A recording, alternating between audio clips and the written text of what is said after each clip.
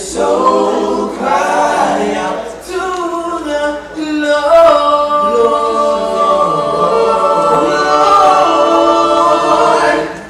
Thank you.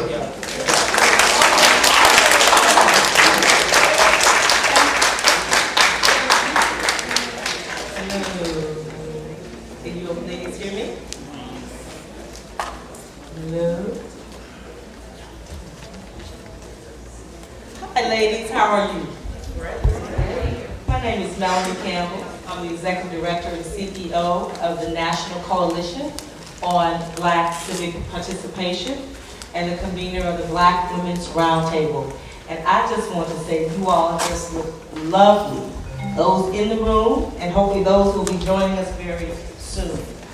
We apologize for the little bit of the delay, but many of us are many places today, and there's a huge Black Women's Agenda luncheon going on. But we know you're here, and we're going to get started. And we know that the rest of our leadership will be here very soon. So I also want to welcome you on behalf of Dr. Dorothy I. Height, who needs no introduction when she walks in the room. We all love her dearly. She'll be here very soon. She's getting an award over at the Black Women's Agenda, and we are co-hosting this event together. And hopefully Congresswoman Donna Christensen is going to try to make it through here because she has her health form and she has an injury that she has. But I also want to pause, and one of our panelists won't be here. She's in a little bit of a car accident. She's fine. But we do want to pause and just say a little quiet prayer that all will be well with her nerves, if nothing else. And that's Reverend Marcia Dyson, who will be here shortly. So, and I don't have a voice, so I'm not going to do a lot of talking. What we have is a few little changes here. This is going to be a dialogue. As you can see, we purposely did not set this up in any kind of theater style. We wanted to have a conversation with sisters about how we become even more empowered to make sure that we address the issue of health, care, and wellness. Health and wellness, because it's a holistic approach that we need in our community. So I'm going to stop, and I'll get a chance to say one or two more things later. So be it. If I don't, I'll get to talk to you in the hallways. So I'm going to turn it over to Reverend Dr. Susan Johnson Cook, who is not Bev Smith, but she's the next best thing, because we all can do this, and she's going to moderate our dialogue this afternoon. So give her a hand. Thank you. We want to applaud Melanie for doing such an outstanding job as our executive director. She is leading us, and her wonderful staff and team. We want to thank all the sisters in the room for coming. It's good to be here.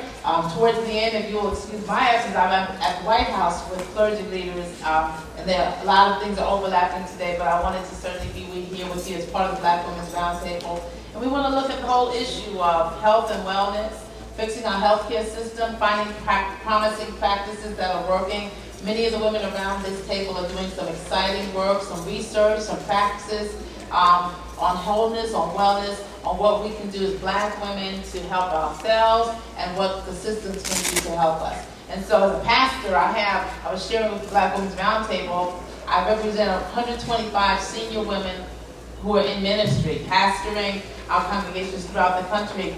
And many of us are ministering to women who are very, very ill in many ways, spiritually ill, physically ill, emotionally ill. In my own congregation, about 1/5 of our congregation has some form of cancer in terms of the female population. That's a large, significant number. And those are the stories that are just coming to the surface and that are being shared. We don't know how many silent, serious illnesses are still in our congregations, in our pews, or right even in this room. So we want to just open the dialogue, and we'll have each person as you respond, if you can just introduce yourself and tell a little more about yourself as we come forward. But we're going to start with Dr. Neva Lubin Johnson. She's the immediate past chair of the National Medical Association, and you've been part of a long time National. Neva, if you can just share who you are, tell us what you've been doing recently, and what do you think in terms of the impact of the current healthcare system on Black physicians? Thank you, Reverend Cook.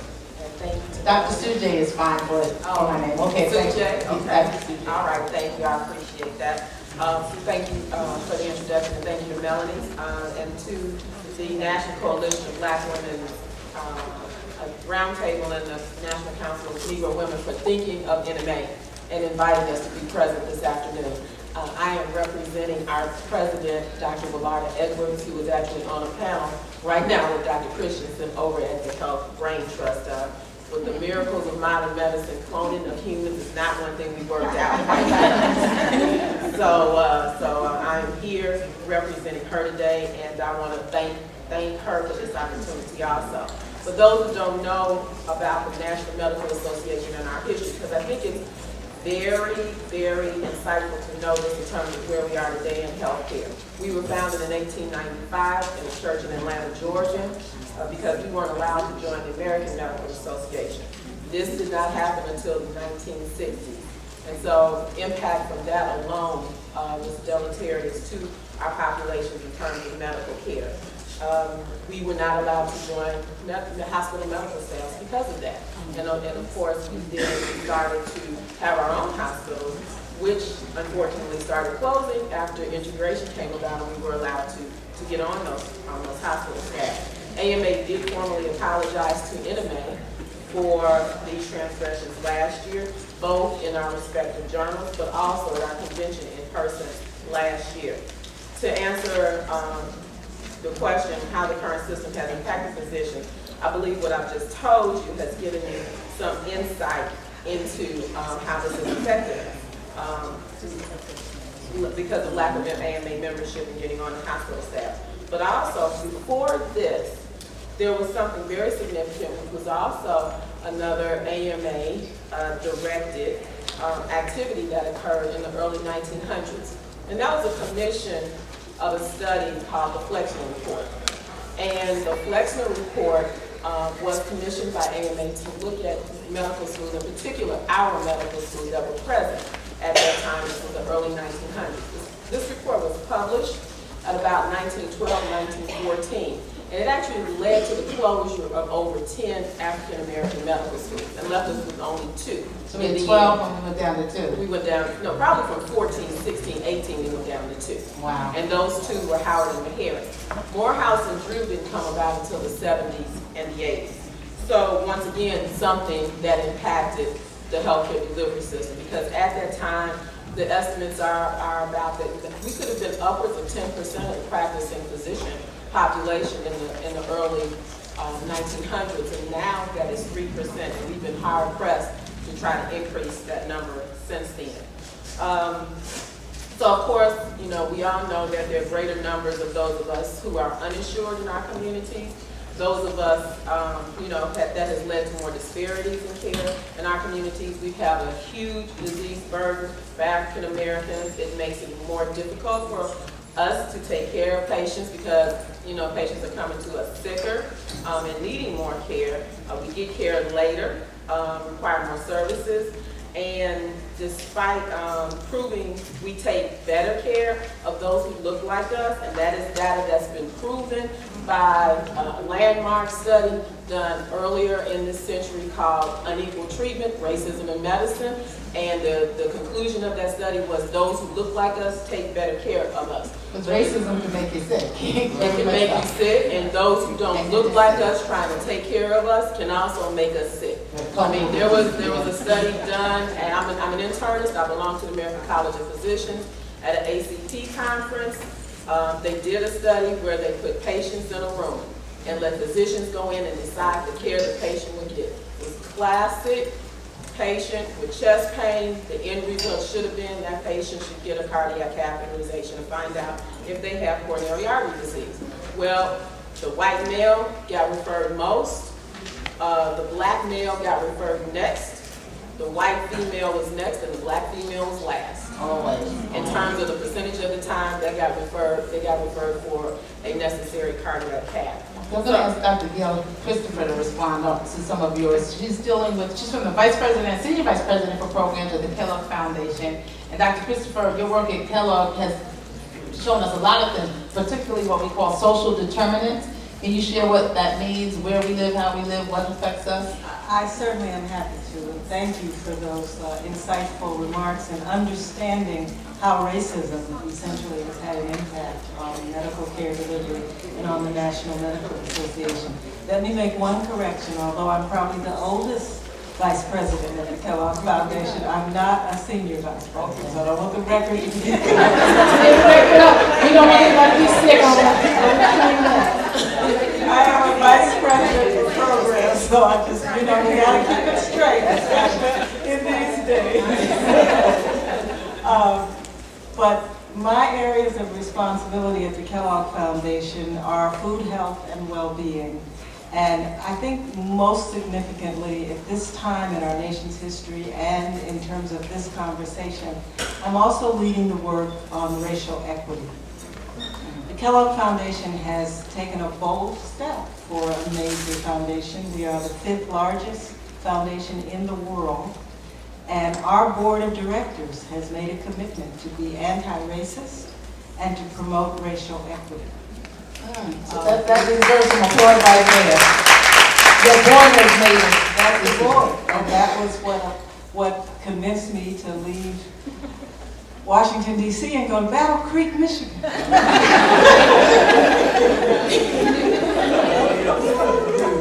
I invite you all to come see us for a brief visit. Okay, all right. But this is a great time in terms of our movement on health care reform, and it must happen, and we must do everything we can to make it happen. But we must not believe that it will save us. We have to understand that it is the imbalanced and unjust distribution of resources that are necessary for health, of which health care is one. But there are so many other resources that are necessary for health, and not the least of which is adequate income. The lower your income level, the greater risk you face for health challenges. Education, an education level is a predictor of health status. And those things that are associated with lack of income, with discrimination, racism is a predictor in this country of many health outcomes. These are what we call the social determinants, the environment in which we live, the factors that combine to increase our vulnerability and to accelerate the progression of disease. So we have to work on all fronts simultaneously. I will say that there is some encouraging news within the various iterations of the proposed health care reform, one of which is a project called Wellness Initiative for the Nation, or WIN.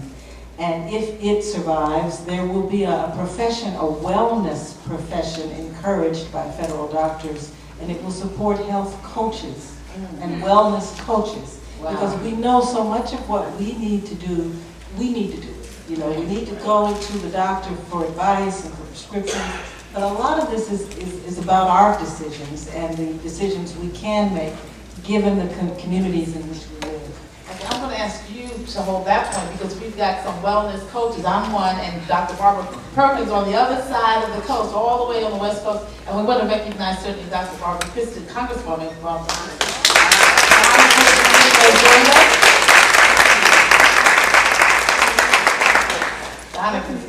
Yes, please. Good afternoon, everyone. Sorry for being late, and I wish I could stay here with you because what you're discussing is so very important, and our role and the impact on us is really critical. So I really am thankful to Melanie and everyone for putting this discussion together. Well, we're on our way. It looks like we're really going to get this done. The president called us to get it done. As you can imagine, his closest allies have been the Congressional Black Caucus, along with, and we've been joined by the Hispanic Caucus and the Asian Pacific Caucus. And we have been determined to not only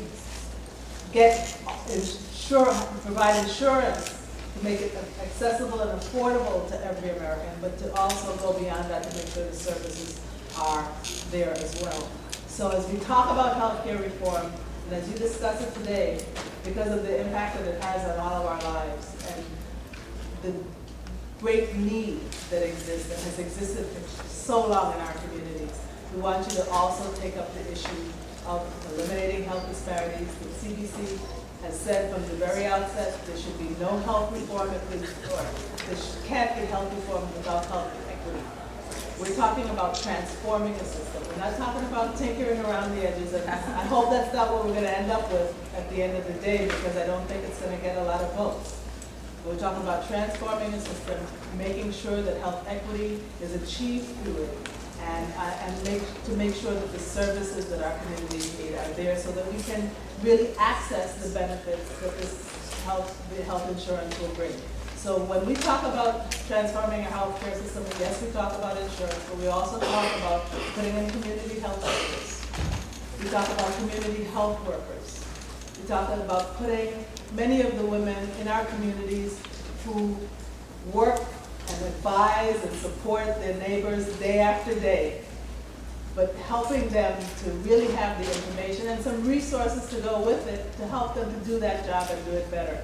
Because it's when our communities have that knowledge and are able to take it and connect our people to the wonderful things that healthcare reform is going to bring, to help to support them in following their treatment regimens and going to the doctors or their health providers. It's when we in our community, and it's going to be women mostly, when we in our communities can provide those services in communities that know us and trust us, that we're really going to see change. We're talking about health empowerment on the scale. We've got them in. We've worked on that for a while, making sure that our communities can look and say, well, these are the problems that we have. They'll come and tell us what's wrong with us. We know what our problems are, and we know our community well enough to be able to decide how to address them. Just give us the resources. We can get this health empowerment zone to stay in there. Your communities, my community, can look at those and say, okay, I need EPA to come in here and clean up this stuff right now.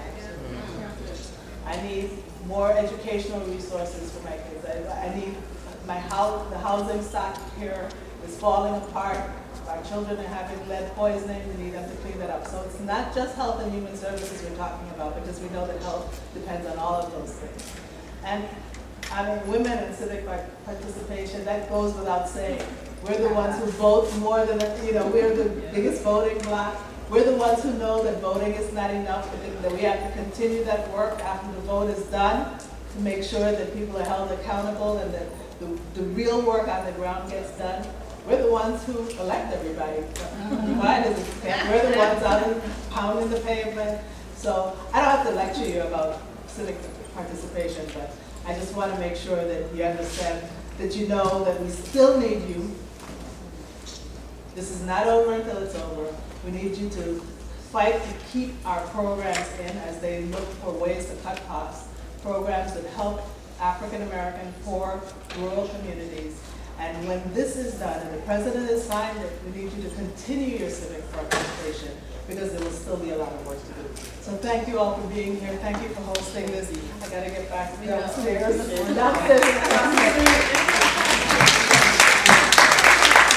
We called you doctor when you came in because just the work that you're doing brings healing to our souls. So thank you for staying the course. Okay, we appreciate you so much. I was introducing our sister Barbara Perkins from the West Coast, who is a wellness coach, because healing comes from many different perspectives in different ways. I'm just going to ask you to share some of the work that you're doing in terms of coaching towards healing and wholeness. Barbara Perkins, the president of the International Black Women's Public Policy Institute on the West Coast and now worldwide. Thank you. I'll sit with you. I'll move over now. Good afternoon, sisters, and Melanie, thank you so very much, and all those that have had a hand in putting this conversation together, which is timely.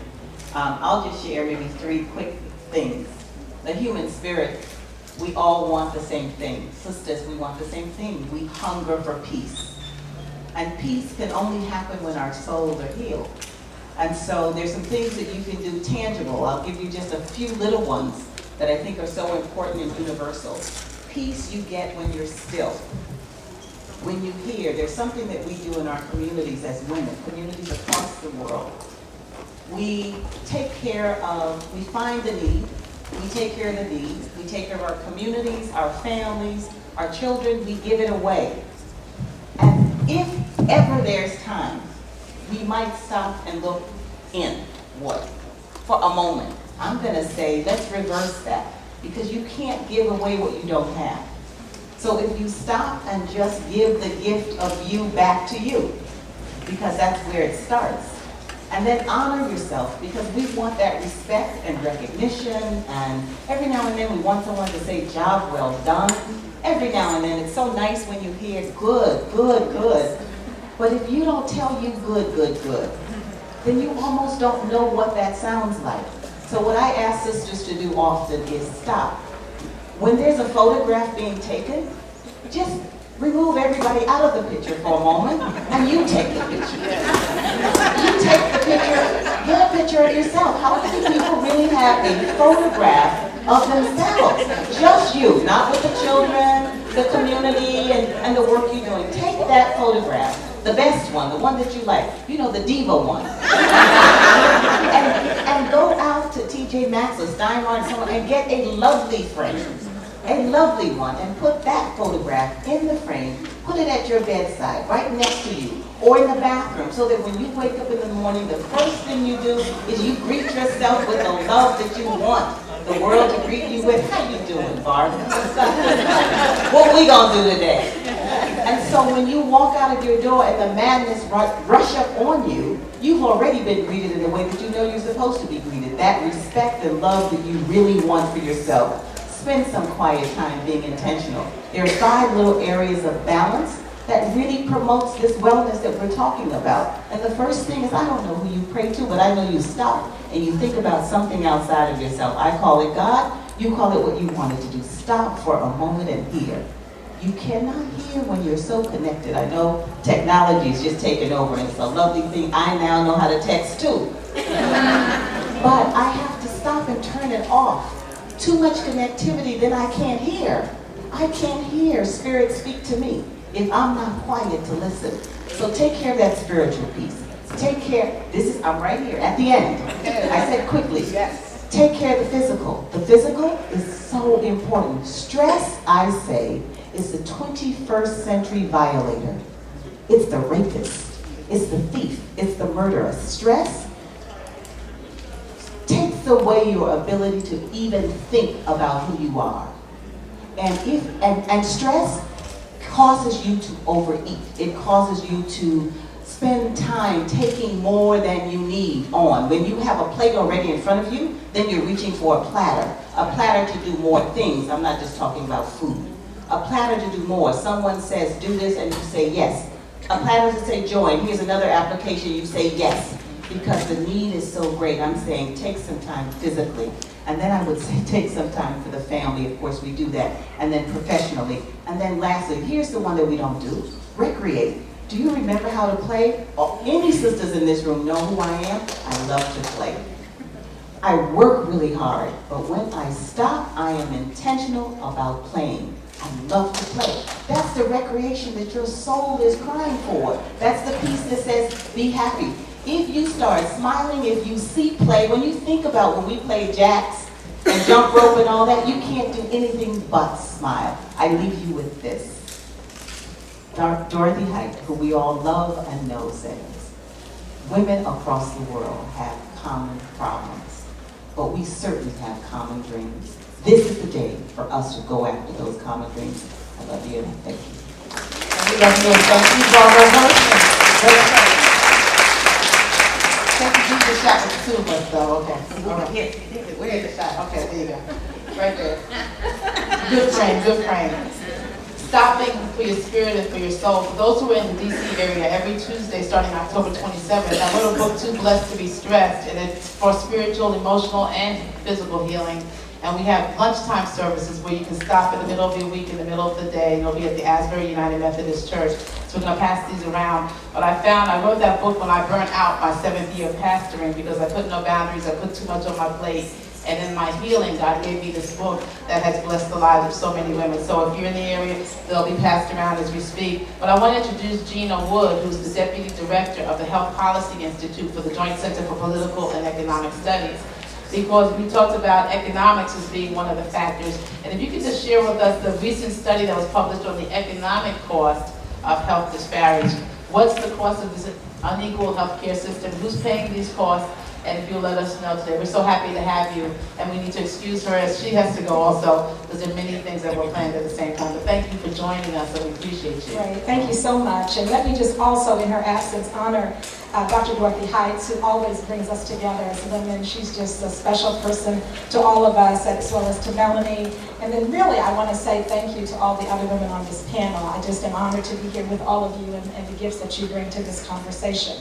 But as was mentioned, we recently, last week, the Joint Center published a report, and I brought copies of this. I don't know that I have enough for everyone, but there's plenty of copies. You can also download this from our website at www.jointcenter.org, and it's entitled The Economic Burden of Health Inequalities in the United States. And I would be remiss if I did not give a special acknowledgement to the lady sitting next to me, Dr. Gail Christopher, who, as many of you know, launched the Health Policy Institute at the Joint Center, and is the reason that I'm there, and I'm just honored to be able to be here with her, and really want to thank her and the W.K. Kellogg Foundation for providing us the resources to do this work. But let me just sort of give you a little bit of background, and it was really startling information to recognize how much it cost us in this country in terms of addressing issues of inequalities or lack thereof. So using data from existing federal health surveys, the study found that between 2003 and 2006, health inequalities for U.S. people of color cost more than an extra $50 billion a year. And these were in direct medical costs over the 4-year period of the study, which amounted to a total of $229 million, or billion dollars.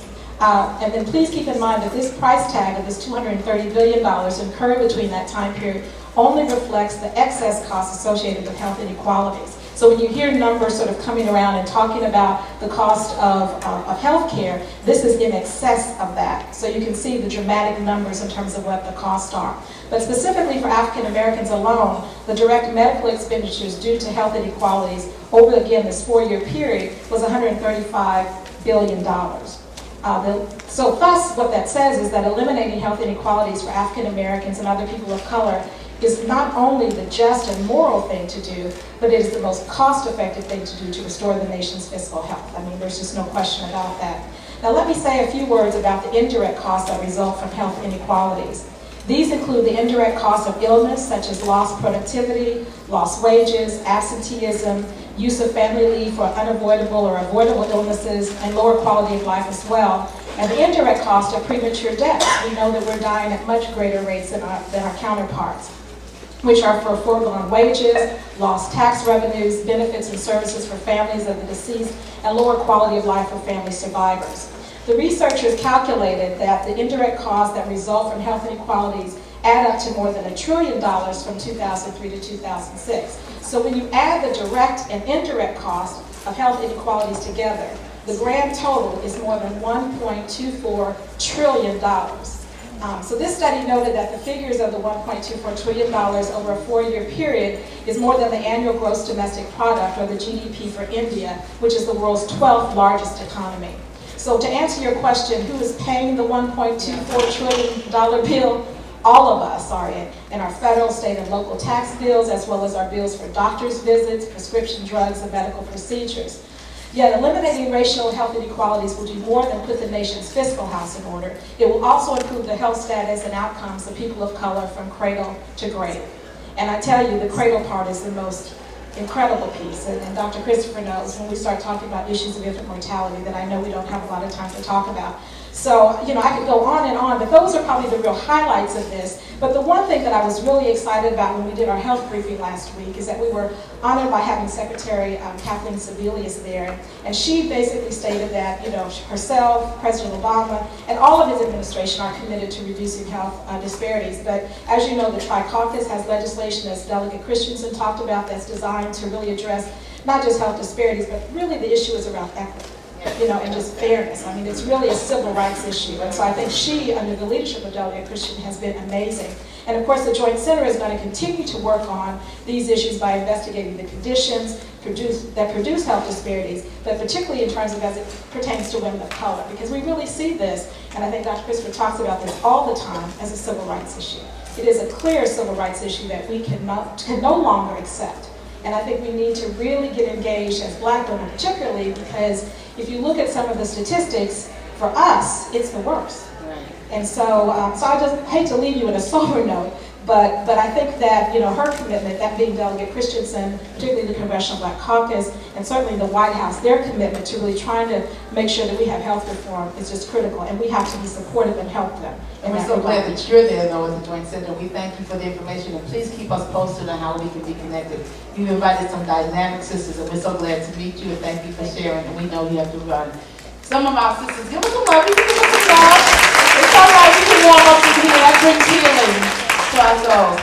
Some of our sisters at the Black Women's Roundtable also have been doing some dynamic work. The Black Women's Health Imperative, Black Women's Health, has been an initiative that has been outstanding for years, and it's advancing a holistic health agenda for our communities. And so we have with us today the President, Eleanor Hinton Hoyt, and we're going to ask you to share some of the main things that you think need to be in place at this time. What are the ways Black women can help empower ourselves for healthy communities?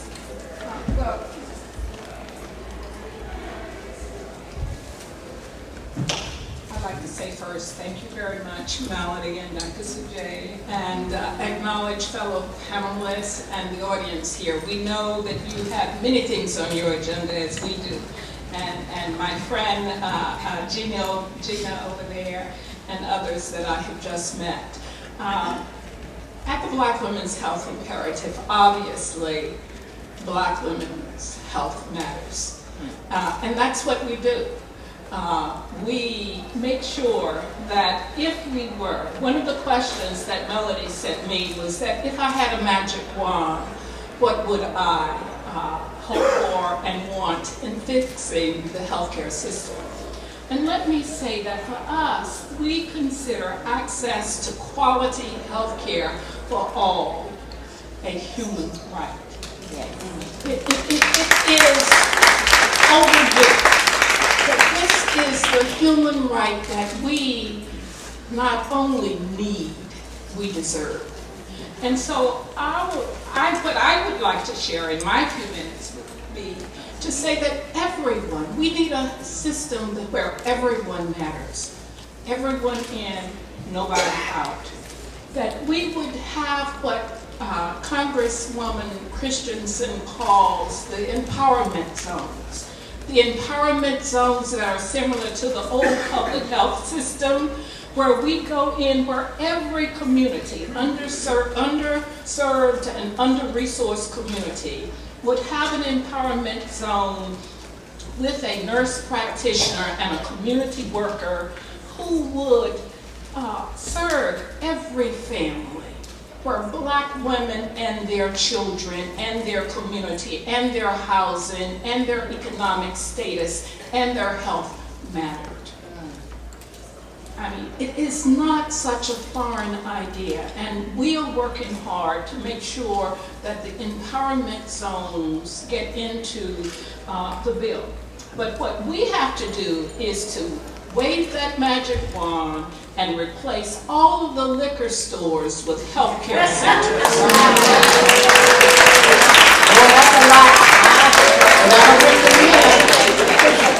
Replace them with healthcare centers with that team of health nurse practitioner and that community health worker with culturally appropriate care, and make it environmentally friendly for an investment. That investment in prevention and wellness that's in the bill, we need your support to make sure that it stays in the bill. Where we have been advocating hard for the elimination of health disparities, we now need to make that shift to making sure that we achieve some equity. And so what we do at the Black Women's Health Imperative, and I hope I have time to share with you in terms of how we empower ourselves. We have just had a study published, and I'm sure that most of you know about community participation, research participation, whereby we go in and work. We have a 10-city strategy where we work with the people who are mostly forgotten. And these are women in our churches, in our clubs, in our community civic organizations, in our sororities, and make them health-wise women. In these 10 cities, we have something, what you were talking about in terms of the health coaches. Not exactly coaches, but they help navigate the healthcare system. I'm so amazed that there are many of us who are not only silent, but we don't know. And so what we have tried to do is a few things, and I'll close with that. We have tried to make sure that we not only educate on what the issues are, but also what the facts are. But we also do some of what we call that risk reduction, you know, of doing no harm. Well, we don't talk about dieting. We talk about how can we be well? How can we reduce the social isolation and improve our emotional health? How can we move, whether it's, what are some of the dances, sliding, or whatever it is. You can tell I'm old. Electric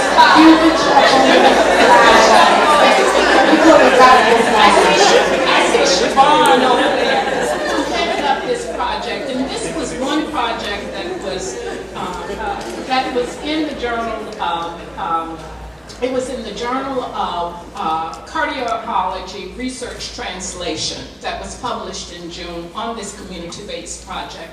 We established what we call our sister circles, that is, giving women the emotional support that they need to make that journey to wellness.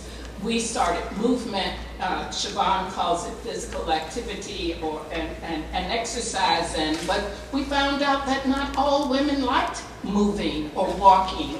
They liked dancing and singing and laughter, what Barbara was talking about.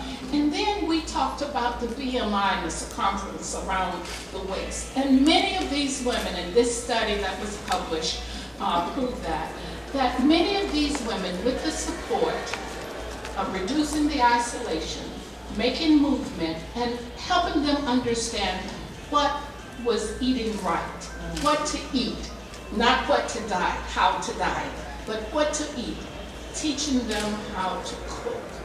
We transformed our church kitchens. We trained chefs in churches so that they could know how you could transform a fried chicken in grease to something that's edible. And so these are some of the things that we're doing. And what I really want to leave with you is that economic, place, and race do matter. But gender also matters. And there are so many of us who we have forgotten along the way. Our young people are doing well. I have an intern over there who's so beautiful. Please stand up. I just want you to see that we have a Young Women's Forum, and she represents, she's a doctoral student at Howard, and we have nurtured her and given her the tools to go out. But some of them are not as fortunate as Kamanya, and that we're not paying attention to our young women. They look good, but they're not doing well. Our old are alone, ill, hungry, malnutrition, and they're forgotten, and they're not doing well. And then there are those of us in this room who look so wonderful, and I hope you are doing well. But I think we're silent on many of the things that are bothering us. And I was talking to Dr. Sujay just a few weeks ago about our new breast cancer initiative, where she said she had a large number in her congregation, she just found out, who are breast cancer survivors. And so I'll leave you with the whole notion of that. I call on you to help me put Black women's health not only on your personal agenda, but on all policy and funders' agenda now, because we are the lost and forgotten ones. You did marvelous too. Thank you for sharing. We also have some wonderful bookmarks that give some health tips, and I hope that you'll be able to share those. And you can tap into their website and get those for your conferences. Queen of Myself, Health Tips on Diabetes, that are just bookmarks that you can use. And so we thank you for your work through the years, not just now. One of those dances was slide to the left, and it was slide to the right. So we're going to slide to your right. And we are so excited about Makani Temba-Nixon, who's the Executive Director of the Praxis Project, who's helping support groups all over the country. And she's also a co-sponsor for today. I was with her the day that she started sponsoring, and so we thank you for sponsoring this. We are the recipients of your blessing. And And so we thank you so much. I just wanted to let you know that when you talk about fried chicken, you know, in the church world, we went through a withdrawal, but we finally are eating like this. You know, that's the bird. That's the bird. That's the bird. So we're broiling it now, and we're sliding to the right. So we're kind of so happy to have you. Thank you. Well, greetings, everyone, and one, I just want to thank you all. I'm honored to be on this panel. I'm a little under the weather myself, and it feels really cold to me, but it just could be me. I also want to thank Melanie Campbell, who is sort of the quiet leader back of all things, and for all her hard work, thankless, and mostly unfunded work to do the Black Women's Roundtable, and I hope that gets rectified very soon. So I want to give her special applause and hope people will check because Melanie has pulled off some miraculous things, including a private meeting with Valerie Jarrett for many of us, and a number of very important policy initiatives. So I have to just acknowledge my sister and give her some love.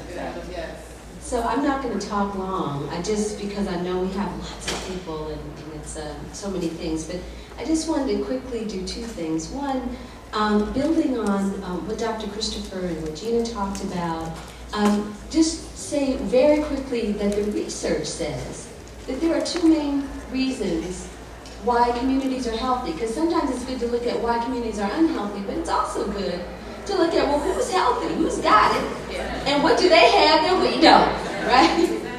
And so they seem to have two things according to the research.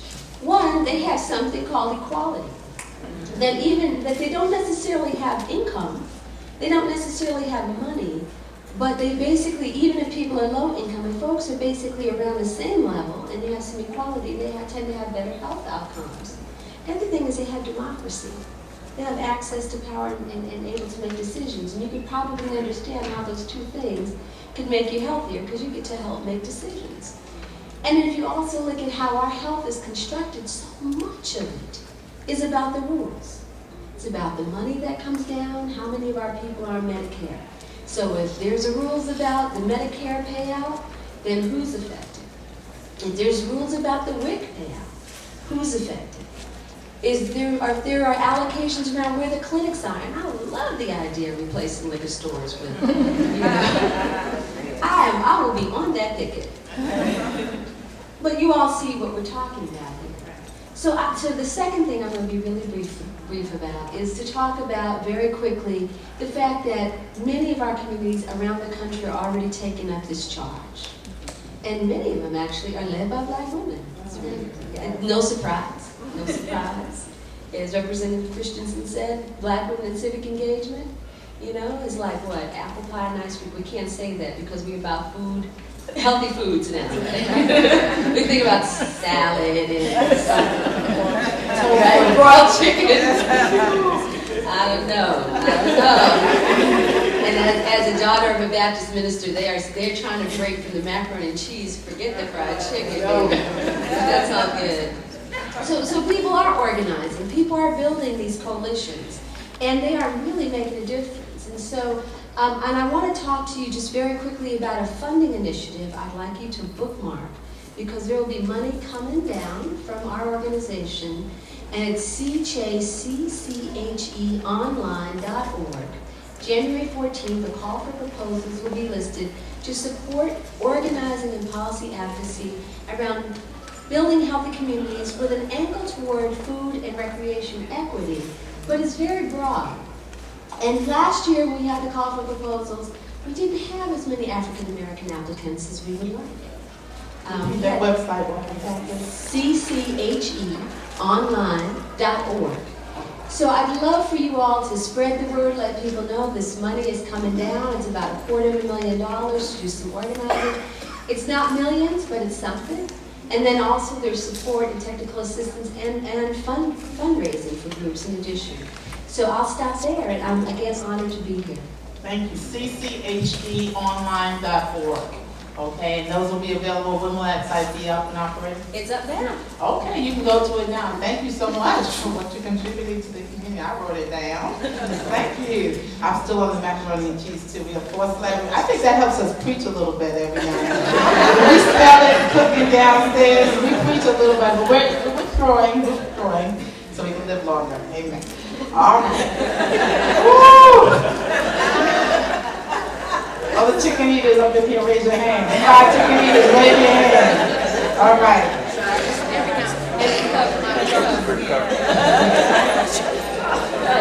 The trade union movement has been so helpful in the health fight, and a leader in the trade union movement is our president of APRI, and she'll share with us what that stands for. Cleola Brown, who has visited our church when we didn't have fried chicken. Can you please introduce yourself and tell us what you're doing and the wonderful work that's going on? Thank you.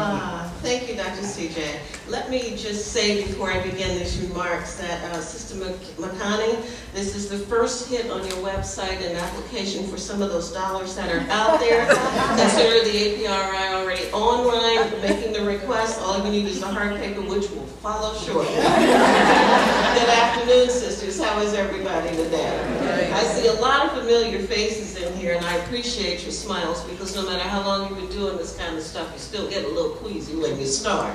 But I've got my sister Roz Brock over here, who's a definite leader, who you'll hear from a little bit later on, from my NAACP family. And there are some sisters in this room from the House of Labor as well. The question that I was asked by paper said, as a leader in the trade union movement, you know that black women are very likely to work in environments where they don't have health insurance. What recommendations do you have for strengthening employer responsibilities, and how can we make sure that more black women are protected in the workplace? First of all, if you don't have a union, get one. If you don't have a job, find one. And if you can't do either of those, steal one, all right? But I say that to you to say it in a light kind of way, that women as a rule are always hired for a job, and then they think that they have a supplemental income. Some of us don't have but one check coming through the door, and that be ours. And when you do have the backing of a document that gives you a right to equal pay, then that does help you to strengthen your position immensely. And Lord knows that in the world of healthcare, we have to be mindful of what it is that that paycheck brings, as well as being represented by a larger group brings. In most cases where there is a labor union, you will find that there's a healthcare benefit plan that's attached to it. But then even within my House of Labor, there's disparity there. And there is gender separation there. So if we're going to speak truth to power, we have to be honest about those houses that we live in. And I say that to say this, that for a very long time, to be able to qualify for health care benefits, as a female, you had to work longer on a trial period than men did. And when you started to work, your payroll was always from 74 to, sometimes if you've been living as long as I have been, 84 cents different in the dollar than the male earned. But when it comes to health care, they have some real strange rules and regulations around this country that apply only to women. Did you know that? Okay, you can get, birth control medication, it's true, but it's going to cost you more to get that than it is for a man to get Viagra. Something wrong with that, y'all. And I'm going to leave that alone because it is tempting to go a little bit further into the Viagra conversation. And there's also a rule that will eliminate you from having insurance, because you can be denied because you are a victim of domestic abuse. Did you know that? There's something a little wrong with that too. And then in some areas, there's also a way for them to make sure that you don't get your job back after you've gone out, after getting yourself pregnant, right? Because nobody else was involved in that process. All right? So it's the female's fault that you have to take that time off, and it was your selection process that got you in the condition that took you away for 9 months or better. And Lord knows if you develop a condition that interrupted the normal time frame, that's your fault that you need to be home watching them chaps that you brought here by yourself. But that's a little bit to say about the disparities that are out there.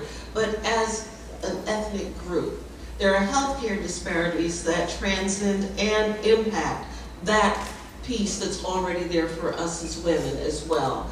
When you take a look at the stats, and I'm not going to try and do all of those, there are a number of pieces of paper that were passed out to you. One is a piece that I did for the Huffington Post that gives you some of those healthcare disparities. It was a whole heap more, about 12 other sheets of paper that give you some statistics that you can work with in the work that you're doing, because there's some powerful sisters up in this room. I'm impressed just to be sitting at the table.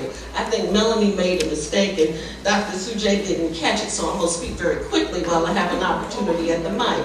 But the other portion that I wanted to mention, as a sister to another sister, is that we have a huge problem when it comes to obesity. All right, and we've been talking about chicken, and I'm from that crowd as well, hallelujah. Also comes the macaroni and cheese, the bacon, the yams, and all the rest of that as well. That's why some of y'all are licking your lips right now, because you know I'm talking about the truth. But I just want to give you these stats before I shut down on the 5 minutes that's been given to me. The CDC released a report in July 16th to be specific, on a study that was conducted from 2006 to 2008 in an age group between 18 years and older. In that study, they said that blacks are disproportionately impacted by obesity. Ain't no brand new news to us, but that's all right. Here's what else they said. We are 51% higher in the area of obesity than all other groups, and that it happens to us if we're from the South and the Midwest more often than not. Hispanics are 21% of the group, and that also happens in the Midwest and in the South, but also in the West. There's something about the South and the Midwest. I don't know if it's the way we cook or what. Blacks nationally, in the 50 states, we are 23 to 45% of the obese population. Y'all believe that? They talk about junk in the trunk. We need 2 trunks sometimes to fit our junk, sisters. And that's not a healthy thing. All of the other kinds of illnesses that come out of that is the piece that we need to be looking at. And in 5 states, Alabama, Maine, Mississippi, Oregon, and Ohio, we represent 40% of the obese population. That's some scary stuff. And we're not talking just about sisters who are sitting and doing nothing. I'm talking about those of us, I'm on borderline as well, who are getting up and getting with it every single day. But because we are predispositioned, is that the right word, honestly? Okay, predispositioned, that we're more likely to get it than the other. That's what I'm talking about.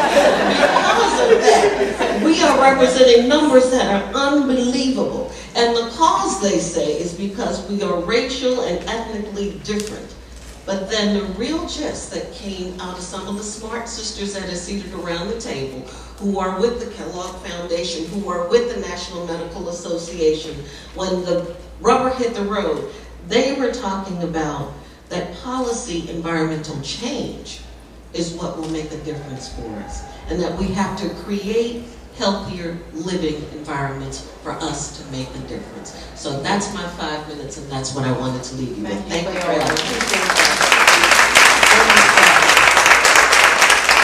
And in all seriousness, as models for our community, as a pastor, we've begun an initiative which is called Fine, Fit, and Fabulous.